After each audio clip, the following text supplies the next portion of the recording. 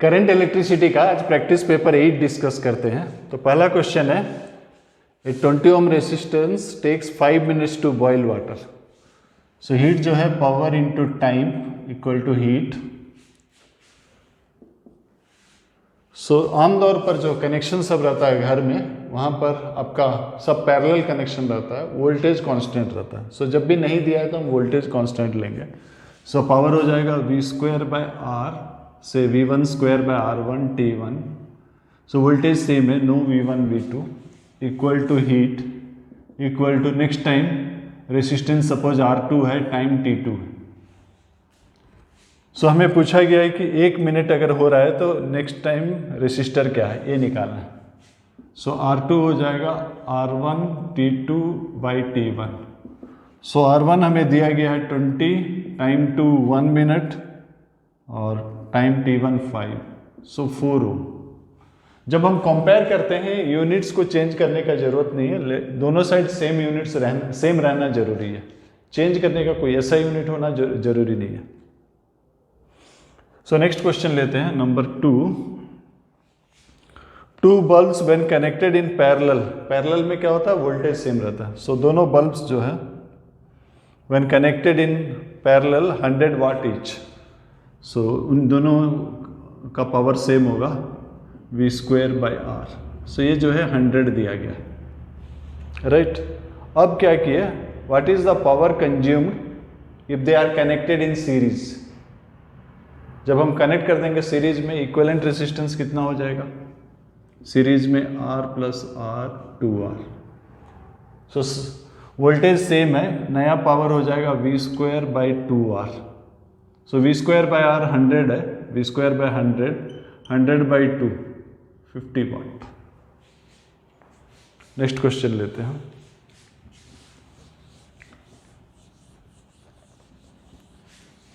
Number 3, find power consumed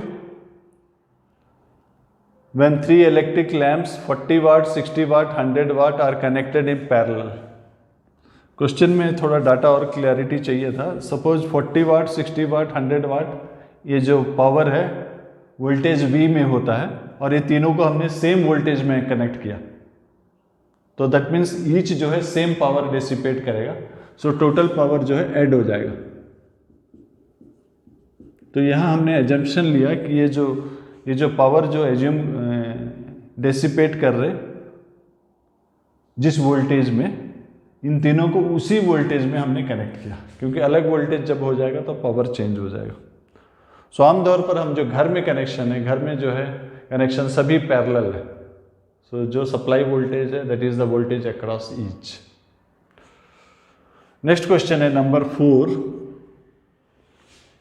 120 volt line है and voltage drops to 110 volt. So what is the percentage loss of heat output.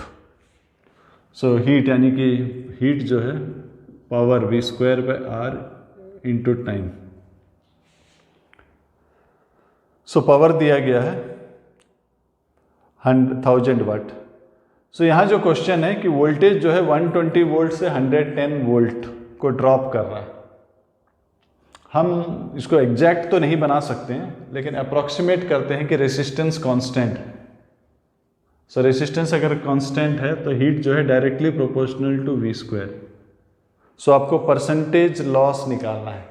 So proportional to V square है, यानी कि 120 square minus 110 square by 120 square root over. So ये हो जाएगा 12 square 144 minus 121 by 144।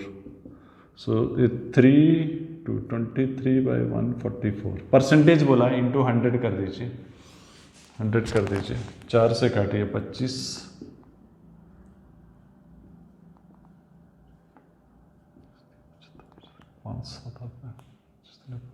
575 by 38। So approximately may be 15 या 16 आएगा। This is approximation. Next question लीजिए, number 5।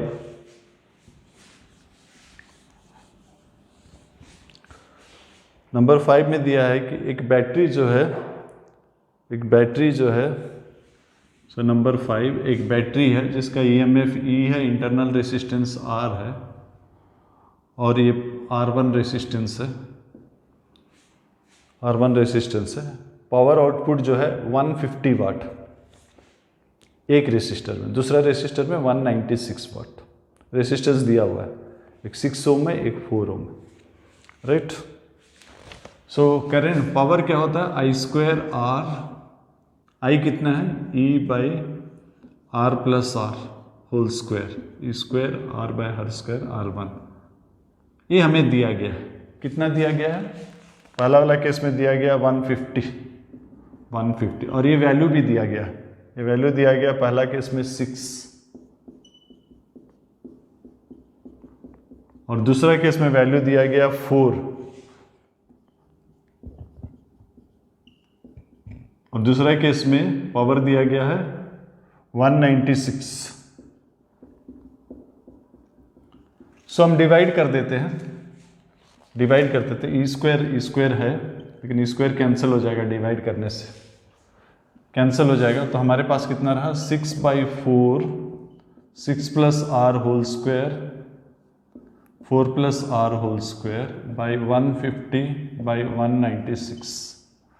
सो 6 से काट दीजिए, ये कितना हो जाएगा 25, 4 से काट दीजिए 49, दोनों साइड स्क्वायर रूट ले लेते हैं।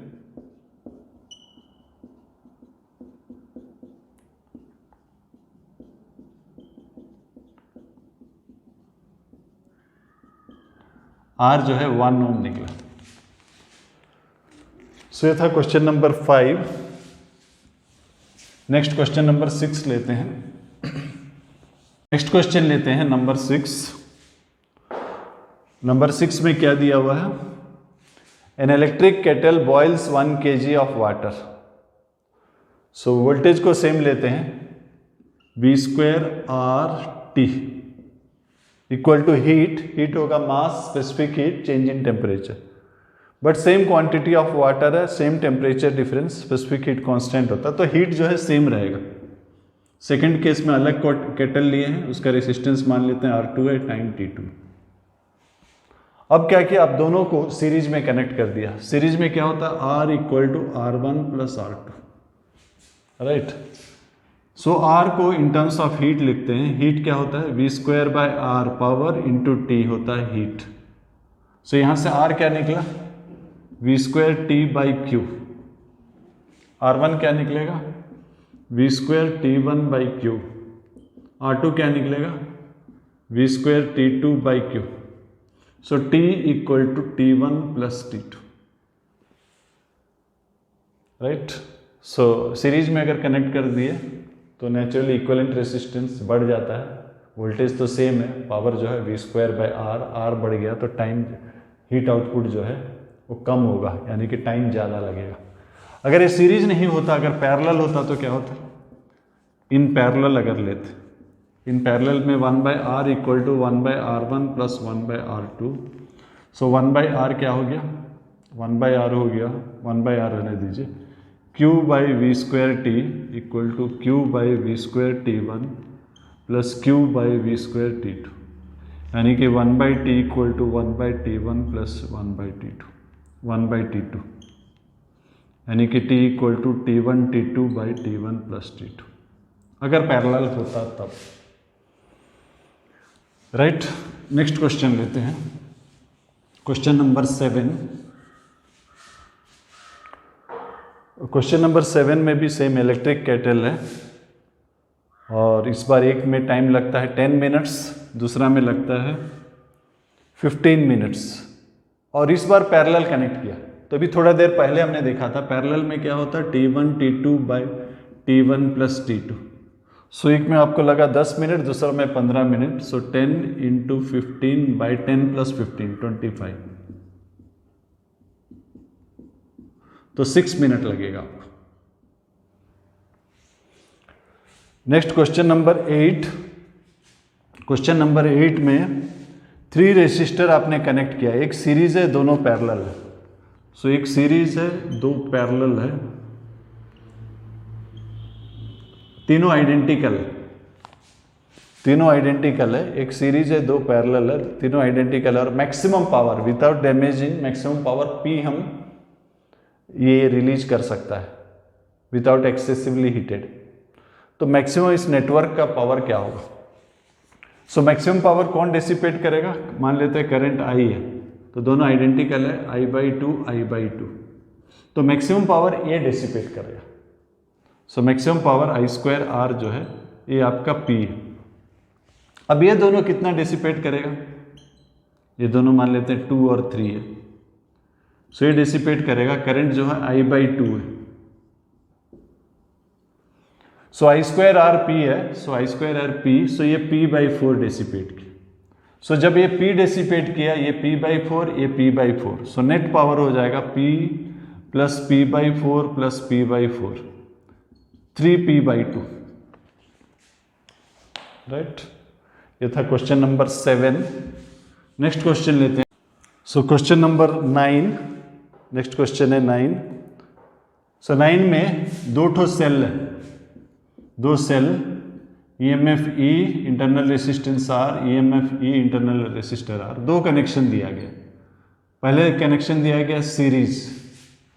सो मैक्सिमम पावर के लिए external resistor equal to internal R plus R 2R। So current कितना हो जाएगा? Net EMF 2E by net resistance R plus R 2R plus R, but maximum power के लिए external resistor equal to internal resistor. So effectively resistance कितना हो गया? R plus R plus 2R, that is 4R। So ये कितना हो गया? E by 2R, right. और पावर कितना हो जाएगा? I²R, so E² by 4R², ये जो R है 2R है, सो ये हो जाएगा E² बाई 2R, ये सीरीज में। अब पैरेलल लेते हैं,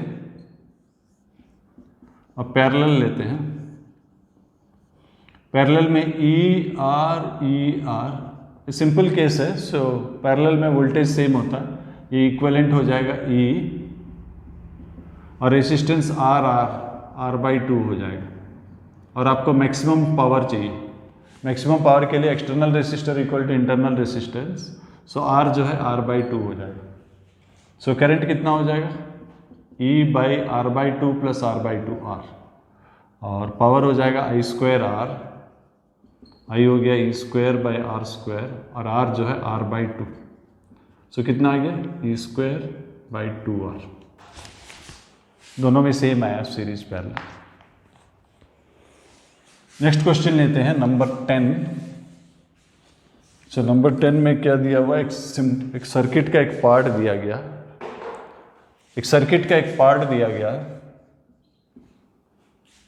ये इधर एक रेसिस्टर है, इधर एक रेसिस्टर है, इधर एक रेसिस्टर है, ये 3 ओम है, ये 2 ओम, ये 1 ओम, राइट। आपको निकालने के लिए क्या कहा गया? Ratio of the power developed. मान लेते हैं करंट I1 है, ये दोनों पैरेलल है, पैरेलल में पोटेंशियल डिफरेंस सेम होगा। So I1 into 1 equal to I2 into 2, so I1 जो है 2I2 हो जाएगा। सो I1 जो है 2I2 हो गया। यहाँ जो टोटल करंट है I1 प्लस I2, सो I1 जो है 2I2 है, यानी कि 3I2 हो गया। सो पावर का रेशियो, पावर यहाँ पर कितना है? I1² इंटू 1 I²R, यहाँ रेशियो निकालना है आपको। I2² इंटू 2, वहाँ पर I1 प्लस I2² इंटू 3। सो तीनों को I2 में बदल देते हैं, ये I2 में बदल देते हैं, 2I2 यानी कि 4I2² इंटू 2, और ये 3 का स्क्वायर 9I2² इंटू 3। सो I2² कैंसिल हो जाएगा, 4:2:27, ये है रेशियो। नेक्स्ट क्वेश्चन लेते हैं।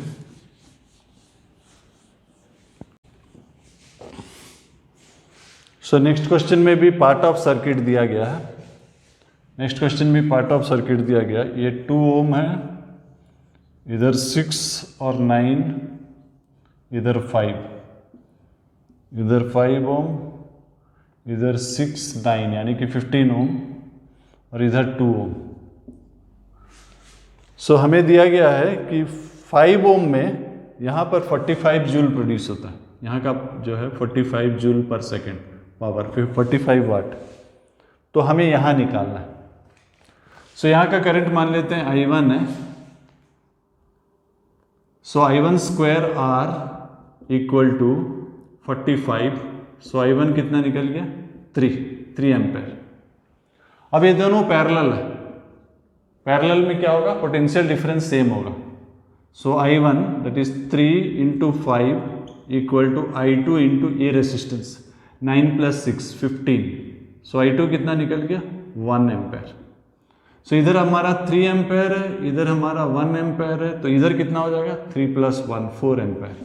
सो यहाँ का पावर हो जाएगा 4 square into 2 that is 32 watt, right. So last question है number 12। So electric heater has resistance, electric heater जो है इसका रेसिस्टेंस है 150 ओम और मैक्सिमम करंट जो है 1 एम्पेयर है, और इसको हमको 220 वोल्ट लाइन में यूज करना है। सो करंट हमें दिया है गया 1 एम्पेयर, रेसिस्टेंस 150, तो यहाँ का पोटेंशियल ड्रॉप कितना हो जाएगा, करंट इंटू रेसिस्टेंस 150 वोल्ट। लेकिन हम जो सोर्स में यूज कर रहे हैं उसका कितना दिया गया है 220 वोल्ट। जो सोर्स हम यूज करेंगे वो 220 वोल्ट सप्लाई कर रहा है, यहाँ हमको सिर्फ 150 चाहिए। इसका क्या मतलब है कि एक रेसिस्टर को हमको सीरीज में कनेक्ट करना पड़ेगा, जहाँ ड्रॉप कितना हो जाएगा, ये 220 है, ये 50 है, मतलब यहाँ आपका ड्रॉप होना चाहिए 220 - 50 70 वोल्ट। सो करंट तो सेम रहेगा, सीरीज सर्किट है, तो रेसिस्टेंस हो जाएगा voltage by current 70 ohm. Okay, so ये हमने heating effect of electric current discuss किया। नेक्स्ट जो थ्योरेटिकल क्लास है उसमें हम पोटेंशियोमीटर डिस्कस करेंगे।